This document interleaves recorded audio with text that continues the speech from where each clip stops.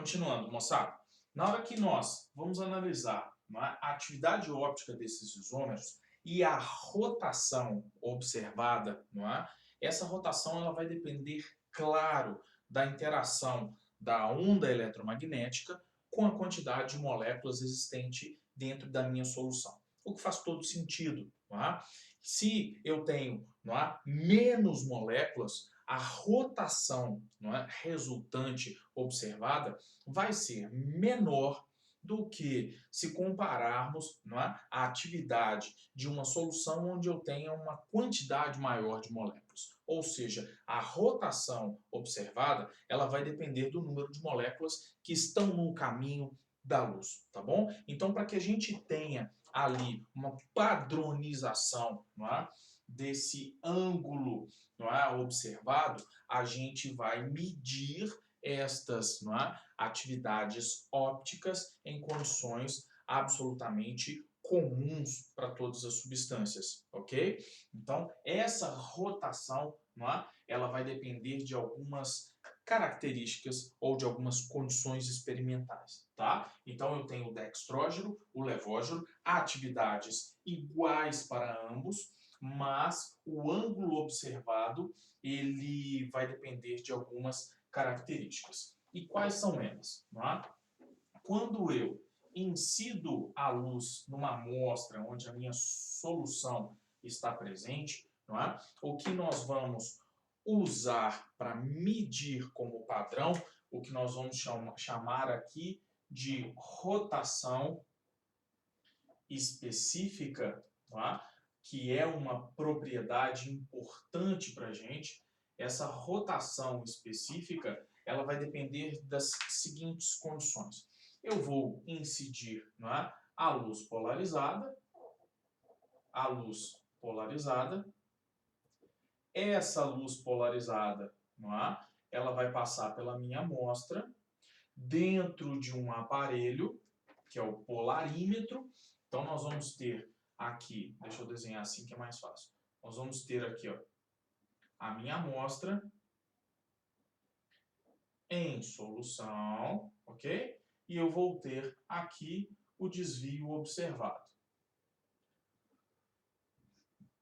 Então, nós vamos, né, obter essa rotação específica nas seguintes condições. Ó, essa rotação específica ela é medida a 25 graus, ok? É o padrão.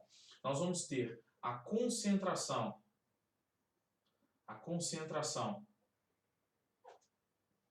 de 1 grama por centímetro cúbico, ok? Se for uma substância pura, isso vai ser, né, seria a sua densidade, mas 1 grama por centímetro cúbico, ok? Nós vamos ter aqui, não é, um tubo ou um comprimento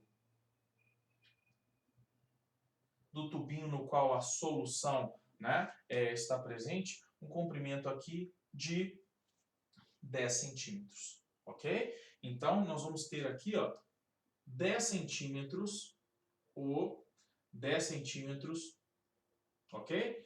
Pelos quais a luz vai passar, tá bom? A 25 graus e tendo aqui dentro uma concentração de 1 grama por centímetro cúbico do meu composto, tá bom? E aí o desvio observado, ele é chamado de rotação específica, ok? Então a gente padroniza exatamente essas condições para que, né, eu tenha a possibilidade de comparar, né, quem desvia mais, quem desvia menos, quem é mais opticamente ativo ou menos opticamente ativo. Então, aqui nós vamos pegar a luz polarizada, incidir na solução, e nós vamos ter um desvio observado. A 25 graus, nessa concentração, nesse comprimento, nós vamos ter a rotação específica. Tá? Normalmente, nós utilizamos aqui, não é, a luz de sódio, ou uma lâmpada de sódio, tá? Luz de sódio, ok? Com um comprimento de onda ali de aproximadamente 578 nanômetros, tá? Comprimento aproximado de 578 nanômetros. E nós aqui, não é, já temos todas essas condições embutidas, não é, experimentalmente falando. Então, um isômero opticamente ativo, ele rotaciona a luz polarizada.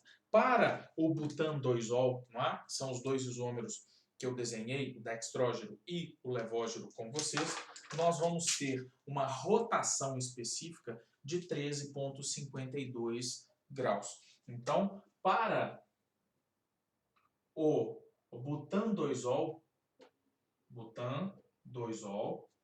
temos, ok? Que a rotação específica dele, medida usando a luz de sódio a 25 graus, nessa concentração e nas condições adequadas, nós vamos ter aqui o ângulo de 13,52 graus, tá? Ou seja, essa rotação específica, ela é característica do butan 2-ol. Só o butan 2-ol, quando puro, nessas condições adequadas, vai apresentar essa rotação específica.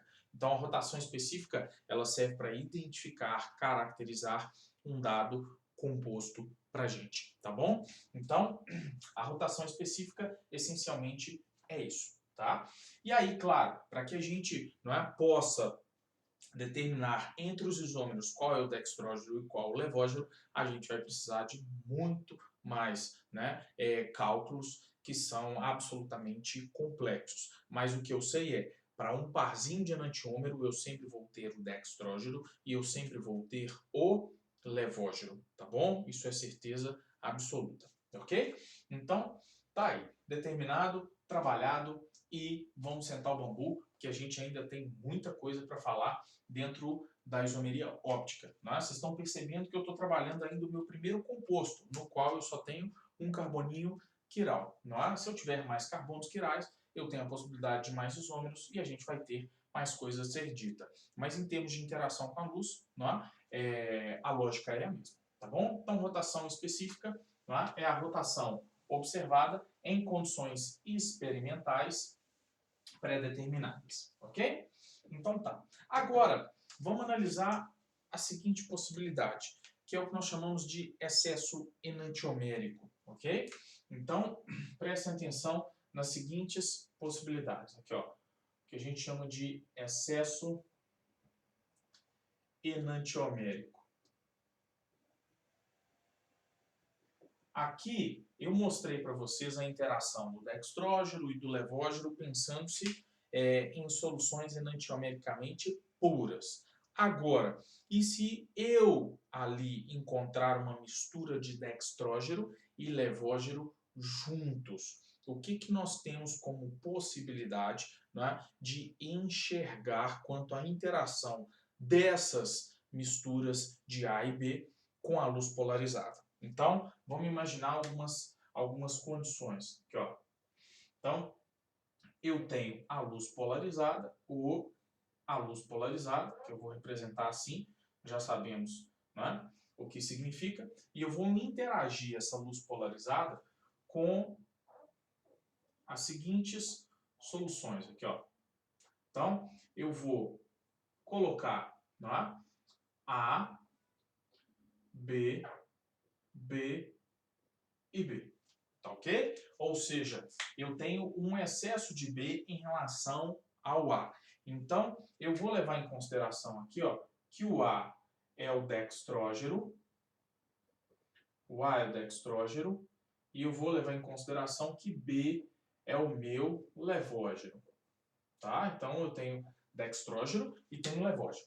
Então, eu vou incidir a luz polarizada nessa mistura de A e de B. O que eu espero enxergar? Que a luz passe por essa, não é? Eu vou chamar aqui de LP, luz polarizada, tá? Que a luz polarizada passe por essa solução, não é? E ao atravessar, o que eu vou enxergar do outro lado, não é? Então, quando essa luz polarizada sai, ela vai rotacionar?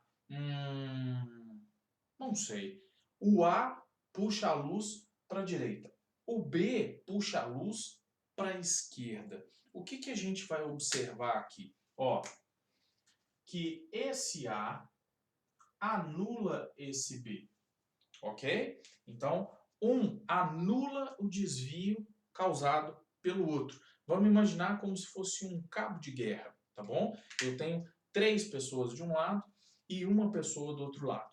Qual lado vai puxar mais? Se eu pensar em 4 pessoas que exercem a mesma força, onde eu tenho mais pessoas, nós vamos puxar mais. Então eu tenho 3 puxando para a esquerda e 1 puxando para a direita. Então esse anula este, de tal forma que ali, né, o desvio observado ele vai ser causado pelas moléculas de B, tá bom? E sendo B o levógeno, o que nós vamos aqui, né, observar em relação ao que nós tínhamos antes é um desvio para a esquerda, tá bom? Então nós vamos observar exatamente isso aqui, ó. A rotação do plano de propagação para a esquerda, ok? Então nós vamos ter aqui um alfa qualquer. Agora, esse alfa ele vai ser menor, não é, do que o ângulo observado se eu tivesse apenas o Bzinho ou apenas o Azinho ali, tá? Levando em consideração a rotação específica, tá bom, gente? Então, se eu aqui tivesse só unidades de B ou só unidades de A, eu teria um ângulo de 13,52, que foi o que eu coloquei aqui para vocês agora. Agora, se eu tenho menos unidades de B, e nesse caso, qual seria o ângulo que eu observaria? Não é? Gente, se eu tivesse 4 de B e o ângulo fosse de 13,52, tendo 2 de B, seria como ter metade de B ali dentro, não é? Porque A anula B, então eu teria aqui um ângulo dividido por 2. Eu teria 13,52, que é a rotação específica, dividido por 2, que dá 6, nossa, essa conta é muito difícil para mim. E aí eu vou recorrer à calculadora, né? Então, vamos ver quanto que daria aqui, ó. 13,52 dividido por 2. Então, dá 6,76. Então, eu teria aqui um ângulo de 6,76 negativo, tá? Esse seria o ângulo observado, ok? Se eu tivesse aqui a luz polarizada sendo incidida em uma solução na qual eu tenho A e B. Eu observaria a mesma coisa, né? Este Azinho aqui, ó, anularia esse Bzinho e seria a mesma coisa que encontrar dentro dessa solução, né, somente metade de A se comparada à rotação específica.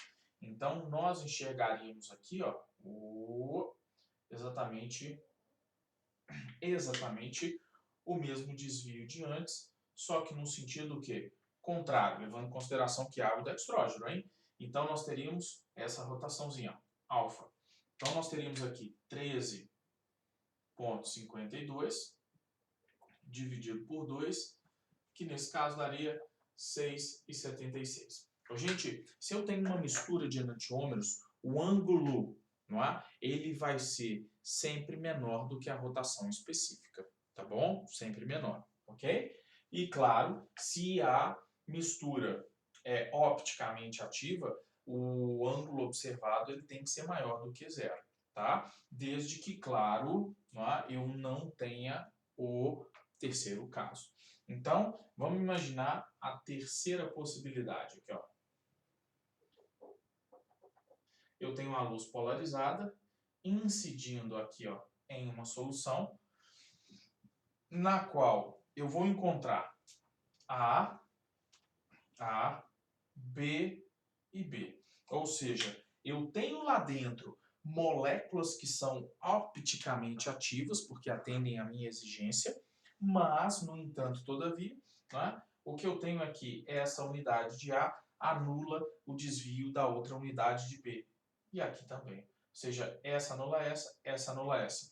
E, portanto, a luz polarizada, no finalzinho, né, no finalzinho do meu experimento, quando eu fizer lá no aparelho, né, a leitura, eu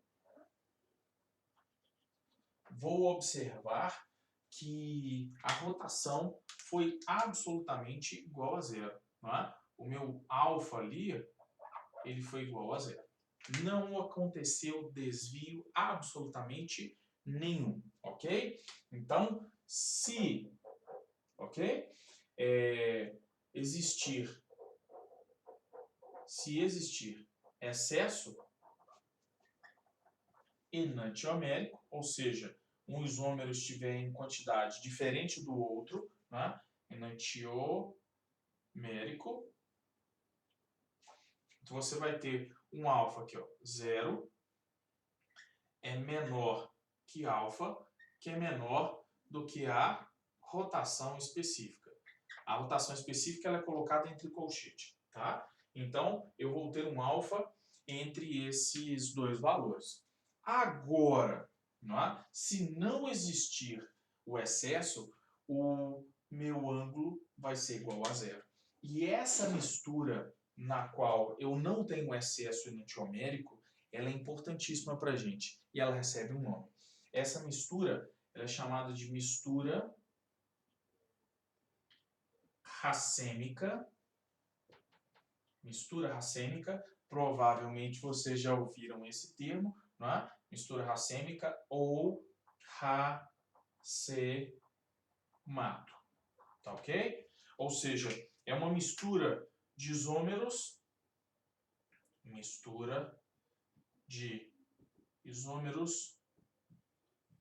ativos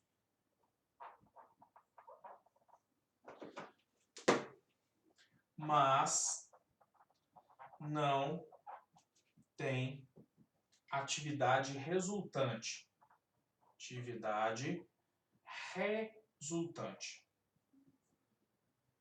Por quê? Porque a concentração de A e de B é absolutamente a mesma nesse caso, tá? E, gente, muito cuidado com isso, muito cuidado, muito cuidado.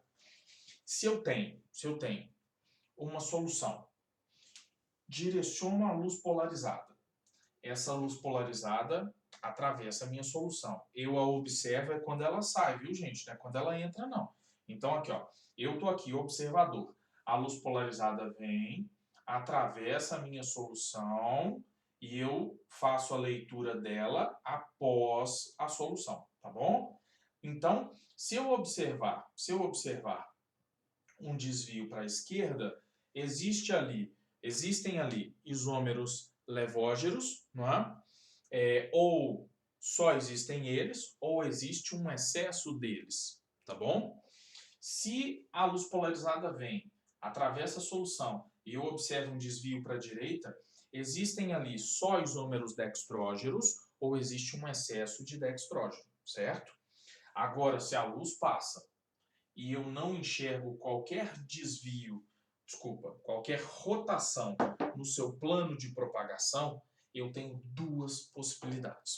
A primeira, não existem ali moléculas opticamente ativas. Então, não existe para a gente carbono quiral, tá bom? A molécula não é opticamente ativa, não existe dextrógeno, não existe levógeno e ponto final. Agora, se existir, não é? Atividade óptica previsível, ou seja, eu tenho carbono quiral, eu sei que as moléculas ali, né, são diferentes no espaço, jogo a luz e não enxergo nada. A única explicação é a presença do meu racemato, tá? Então, muito cuidado. A única forma de você justificar a presença, né, de falta de atividade, né? Na verdade, a falta de atividade é o fato de você ter o racemato ali dentro. Você tem as moléculas opticamente ativas, mas você ali não enxerga a atividade. Combinado? E aqui, galera, tá? Esse excesso enantiomérico, o ângulo desse excesso enantiomérico, ele pode, dependendo da concentração de moléculas, não é? Resultantes ali, ou dextrógeno ou levógeno, ser igual à rotação específica de outra substância, tá bom? Mas nunca duas rotações específicas vão ser iguais. Ou seja, a rotação específica ela vai servir para a gente identificar a substância, tá? E por que a rotação específica ela é tão importante para a gente? Porque esses isômeros A e B, eles teriam o mesmo ponto de fusão, o mesmo ponto de ebulição, a mesma solubilidade, em solventes aquirais, depois eu vou falar mais disso, não é? Eles teriam essas propriedades físico-químicas, índice de refração, não é? Caráter ácido-base, tudo isso idêntico, ok? No entanto, eles vão apresentar poucas propriedades diferentes. E uma dessas propriedades é a capacidade de interagir com a luz. Então, a luz ela funciona como ferramenta para que eu enxergue diferença entre moléculas, não é? Que não são facilmente observadas, não é? Quando eu levo em consideração as outras propriedades. Ou, na verdade, eu nem consigo observar a diferença, porque é tudo igual, combinado? Então, para que a gente compreenda tudo isso, não é? Eu preciso da luz como instrumento ou preciso colocar essas moléculas em meios quirais para que a diferença entre elas seja observada. Tá? Então fiquem espertos, o estudo dessa isomeria ele é importante, vocês estão vendo que tem um nível de detalhamento não é, relativamente grande se comparado à isomeria anterior, que era a cis-trans, e se comparado à isomeria plana, nem se fala, não é? Porque é uma isomeria muito direta e muito objetiva. Tá? Então, nós falamos aqui tudo que a gente precisaria saber para isômeros com carbono, ok? Quiral. E agora, na sequência, a gente trabalha com a representação e com a classificação não é, dos isômeros possíveis quando dois ou mais carbonos quirais estão presentes dentro da nossa estrutura. Combinado? Então, por enquanto, é só, tá? Então, recapitulando, precisamos do carbono quiral. O carbono quiral garante a presença de no mínimo dois isômeros, nesse caso dois. Um desses isômeros vai ser dextrógeno, um desses isômeros vai ser levógeno. Quer dizer que um rotaciona o plano de propagação da luz para a direita, um rotaciona o plano de propagação da luz para a esquerda. Combinado? Se existirem misturas desses dois, o que estiver em maior quantidade vai determinar o desvio, ok? Se vai ser para um lado ou se vai ser para o outro. E caso exista a mesma concentração de ambos, o desvio resultante é zero, o que a gente chama de racemato. Essencialmente é isso, tá? E em breve a gente dá continuidade falando dos compostos, onde mais classificações vão aparecer. Valeu, galera. Boa aula para vocês, bons estudos, um grande abraço.